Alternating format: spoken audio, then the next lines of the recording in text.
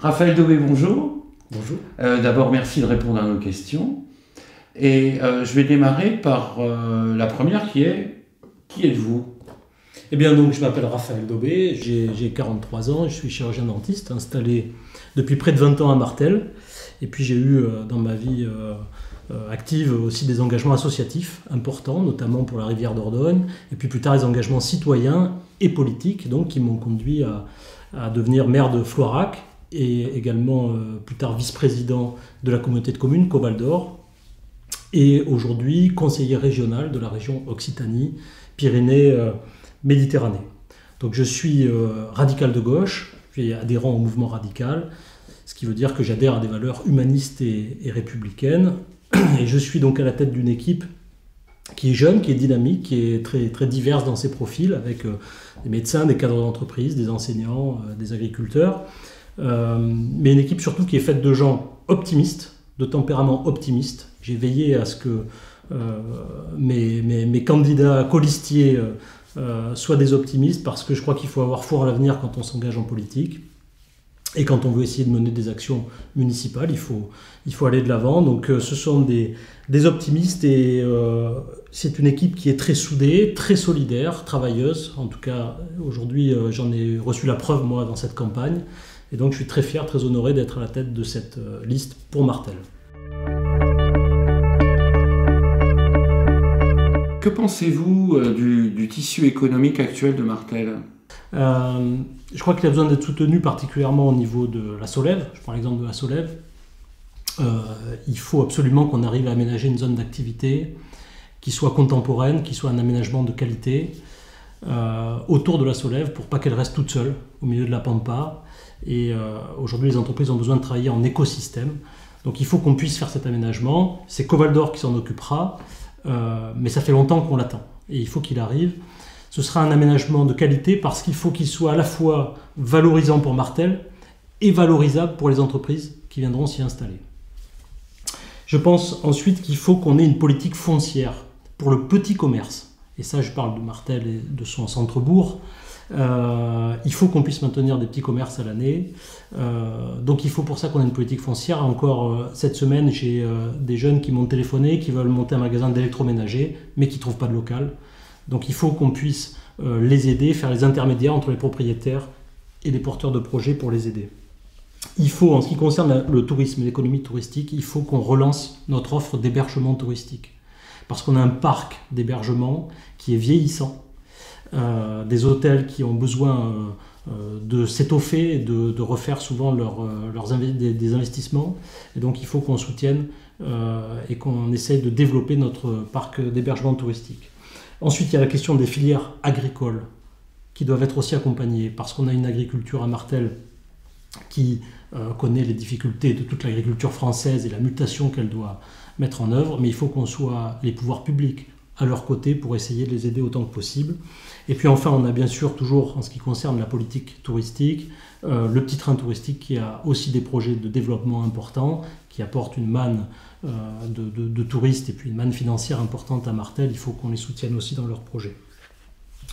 Donc ce que je pense, c'est qu'il faut mener une politique foncière, c'est qu'il faut s'appuyer sur les outils qui sont à notre disposition, Caux Val d'Or Expansion et l'agence de développement économique de la région, qui s'appelle ADOC, et dont j'ai la chance d'être administrateur.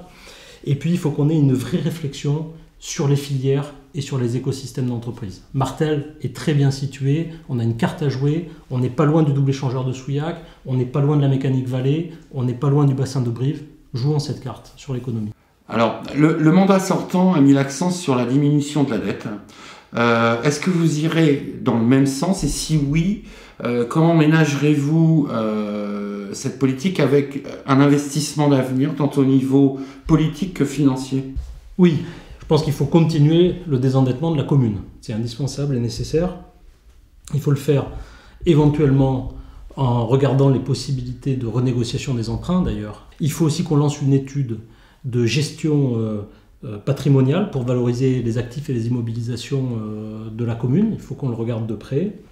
Je crois surtout qu'il faut d'abord éviter de recontracter de nouveaux emprunts de long terme, parce qu'il faut désendetter la commune et non pas avoir de nouveaux emprunts. Et puis, il faut éviter d'augmenter les impôts locaux, parce qu'il y a eu beaucoup d'augmentations pendant cette mandature. Je crois qu'il faut laisser souffler les martelets pendant quelques temps. Surtout, il me semble, moi, qu'il ne faut pas faire croire aux gens qu'on ne peut pas agir si on n'a pas d'argent. Parce qu'il y a beaucoup de domaines de l'action municipale qui se font avec très peu de moyens. Il y a des outils fonciers qu'on peut utiliser, qui débloquent des situations, qui favorisent des installations. Il y a des politiques de planification et d'urbanisme qui peuvent être bien menées à faible coût ou au contraire très mal menées et avoir des conséquences catastrophiques pour le territoire. Il y a des politiques de prospection qu'on peut lancer pour faire venir des médecins, pour faire venir des entreprises, pour faire venir des investisseurs. Et puis il y a toutes les actions qui relèvent de la communauté de communes, Val d'Or, qui a des compétences, développement économique, l'aménagement du territoire. Il faut se servir de ces outils. Il n'y a pas forcément besoin de beaucoup d'argent, mais il faut être à la manœuvre.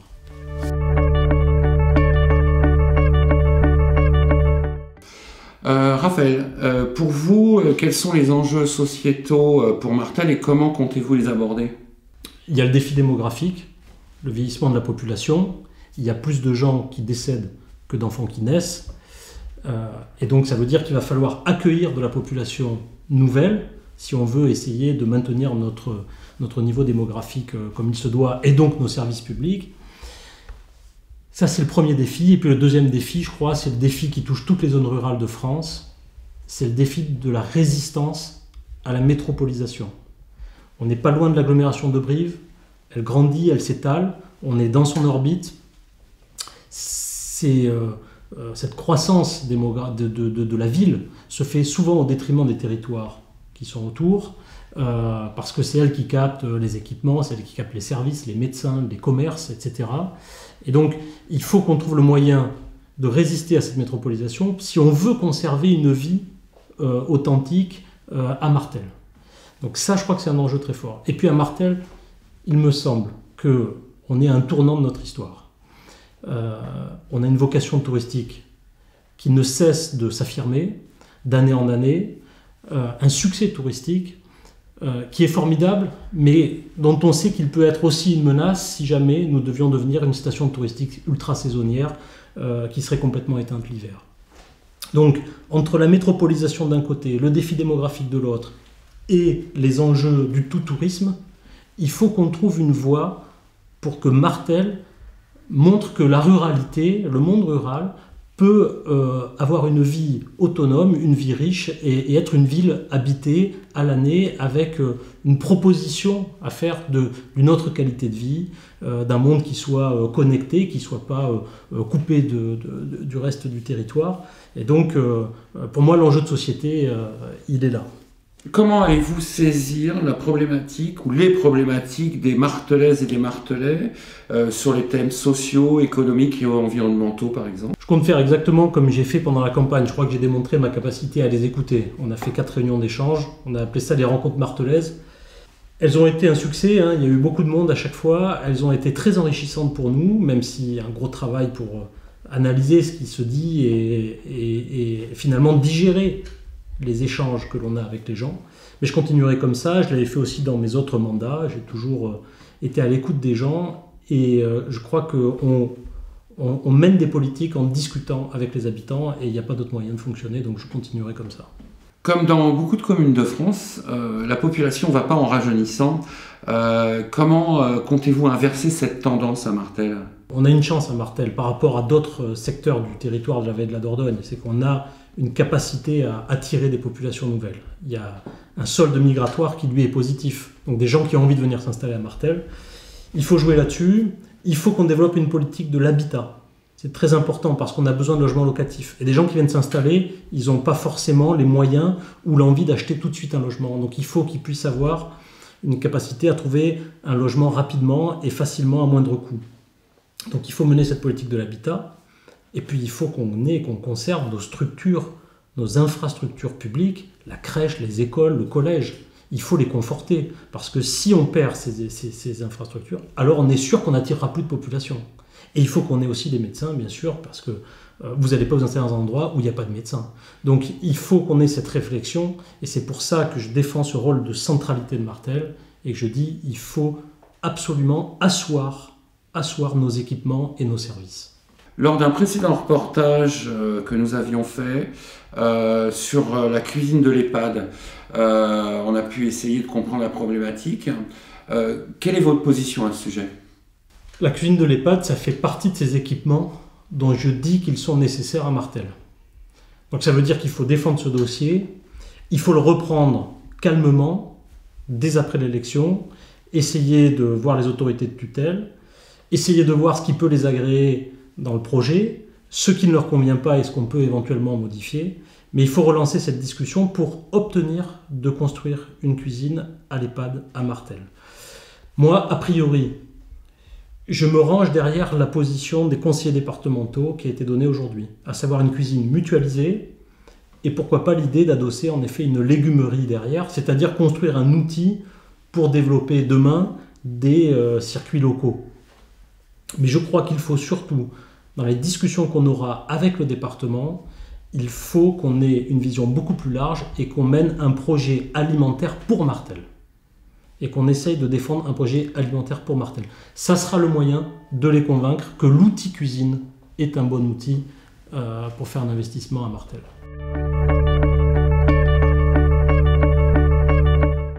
Quels sont pour vous les enjeux écologiques et environnementaux à Martel et quels moyens vous allez utiliser ? Je pense qu'on n'échappera pas à l'obligation d'aller vers un territoire autonome en énergie, vers un territoire autonome sur le plan alimentaire et vers un territoire autonome sur la question de l'eau et le partage de la ressource en eau. Et donc je crois que Martel, au vu de sa situation particulière au sein du territoire, de son rôle, que je considère comme éminent, Martel doit nous montrer le chemin vers cette autonomie du territoire. Donc il faut que Martel devienne un territoire ressource, capable à la fois de valoriser l'énergie solaire, puisqu'on est dans le sud de la France, capable de valoriser le foncier agricole qui est à sa disposition et qui permet de produire des denrées alimentaires, et capable aussi de partager intelligemment sa ressource en eau. On a le bassin de la Dordogne à proximité, on a des syndicats d'eau qui sont en train de fusionner ensemble. On doit avoir une politique de long terme sur la question de l'eau également. Je crois que ce n'est pas les grandes villes. Ce n'est pas les grandes villes qui vont produire l'énergie demain, ce n'est pas les grandes villes qui vont produire les denrées alimentaires, et ce n'est pas les grandes villes qui produiront l'eau. Donc c'est à nous de fournir tout ça, de le fournir de la manière la plus pertinente qui soit. Donc pour moi, les enjeux, ils sont là, ce sont des politiques de long terme que l'on doit mener. Et puis après, il y a la question, bien sûr, l'enjeu fondamental, auquel je suis très attaché, qui est celui de la biodiversité. Et je souhaite aussi créer à Martel un atlas de la biodiversité communale, en partenariat avec l'Agence régionale de la biodiversité ou l'Agence nationale, l'Agence française de la biodiversité, puisque j'ai travaillé déjà avec eux et je suis administrateur aussi de l'Agence régionale de la biodiversité. Donc je souhaite lancer là aussi une action de sensibilisation, de communication et d'information sur la question de la biodiversité, qui est un enjeu écologique majeur pour le siècle qui s'ouvre. Un dernier mot sur un projet aussi que je voudrais étudier. Je ne peux pas encore promettre qu'on va y arriver, mais je voudrais essayer de voir si on ne peut pas faire de Martel une ville intelligente, une smart city. Et ce projet, on l'appellera le projet Smartel. Il faut qu'on travaille à l'utilisation du numérique pour la gestion de nos consommations des bâtiments publics. Il faut qu'on travaille sur les énergies renouvelables. Il faut qu'on travaille à l'utilisation du numérique sur le transport à la demande, le covoiturage. Donc je proposerai qu'on lance ce projet Smartel pour essayer de faire de Martel un village intelligent.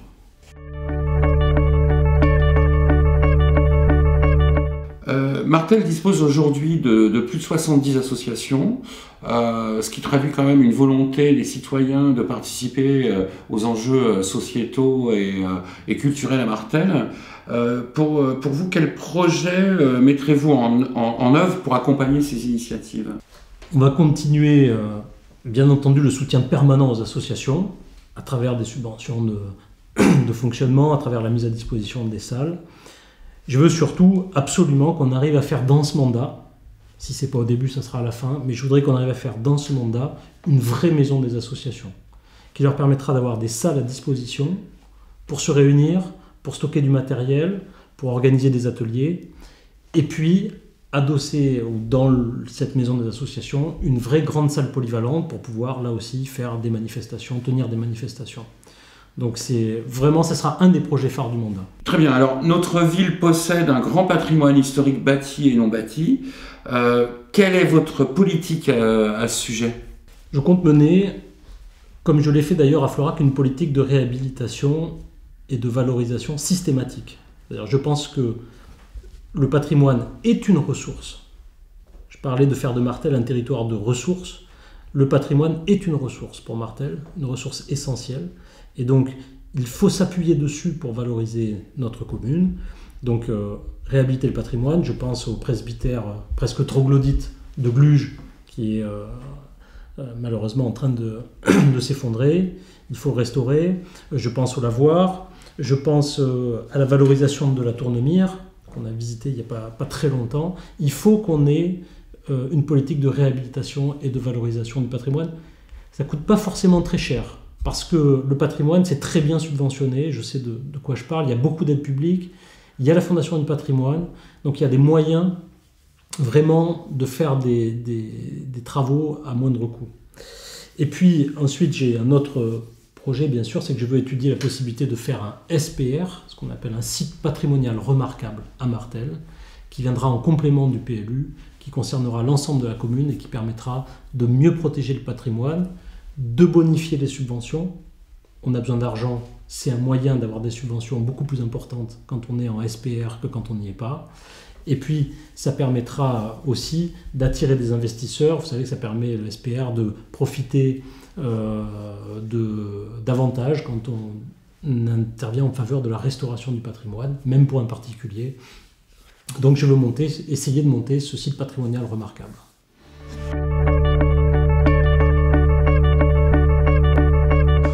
Y a-t-il pour vous un thème que nous n'avons pas abordé et qui vous tient particulièrement à cœur ? Oui, la santé.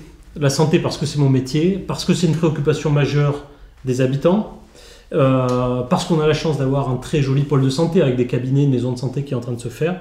Donc je veux lancer une démarche de prospection nationale avec l'aide des autres communes environnantes qui profiteront des médecins si on arrive à en amener à s'installer. Donc voilà, on lancera cette démarche de prospection. Raphaël, à votre avis, quelles sont les différences qui vous caractérisent par rapport à vos deux adversaires ? Sans hésiter, je dirais la jeunesse et l'expérience des collectivités locales. En tout cas, merci Raphaël d'avoir répondu à nos questions. Merci. Et on vous souhaite vraiment bonne chance à vous. Merci de votre invitation. Merci à vous.